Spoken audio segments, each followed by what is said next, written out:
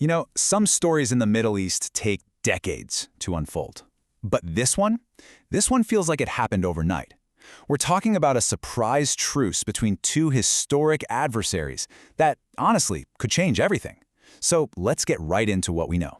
So here's the big headline: a sudden 10-day ceasefire between Israel and Lebanon. Look, any pause in conflict in this region is a huge deal. But the sheer speed of this announcement, and frankly, who was involved, just makes this feel different. The first question, obviously, is how? I mean, how does a deal like this even happen, and so fast, especially when official channels have been pretty much frozen for so long? Let's take a look at who was actually on the phone making this thing a reality. And what's really striking here is just how direct this all was. This wasn't some long, drawn-out process bogged down with layers of diplomats. Instead, it seems like it was brokered by one person, former President Donald Trump.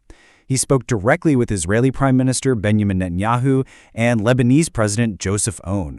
We're basically talking three people, a few phone calls, and one massive agreement. And the timeline itself? It was just stunningly fast. It all started with Trump making direct calls to both Netanyahu and Aoun. Almost immediately, Netanyahu confirmed Israel was on board. Shortly after that, Aoun gave Lebanon's consent. And just like that, the ceasefire was set to begin within hours. That is an incredibly rapid sequence for such a high-stakes diplomatic move. Okay, so with any deal this big, the way it's framed, how it's presented to the world, is almost as important as the deal itself. So let's look at how the broker in this whole thing is choosing to describe what just went down and what that tells us about his intentions.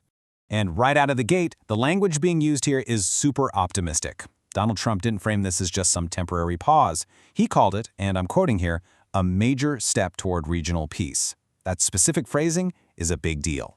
It signals that the goal isn't just a 10-day break, but something way more permanent. It's a bold claim, for sure, and it's meant to set expectations high from the very start.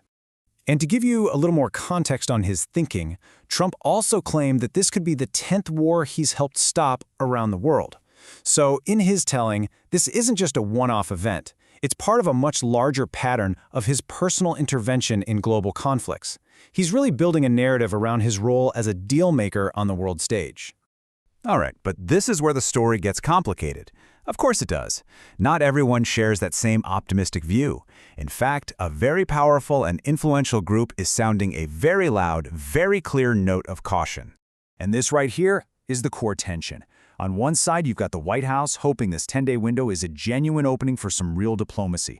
But then, on the other side, you have a stark warning from Hezbollah lawmakers. They're basically telling Lebanon, don't you dare make any concessions until a permanent deal is already locked in. That's a fundamental disagreement that puts this entire truce on really fragile ground from the moment it begins. So where does that leave us?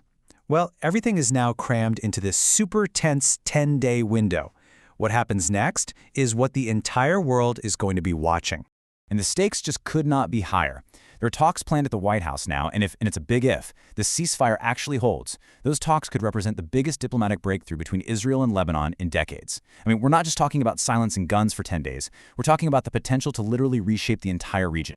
And that leaves us with the big $1 million question that nobody can answer just yet. Will this fragile 10-day truce actually hold? And even more importantly, is this the start of a genuine, lasting peace, or is it just a temporary pause before things flare up all over again? So what do you all think is going to happen? Is this the beginning of something truly new, or is it a false dawn? Drop your thoughts in the comments below. We'd love to hear them. And if you want to follow stories just like this as they unfold, make sure you subscribe for more updates.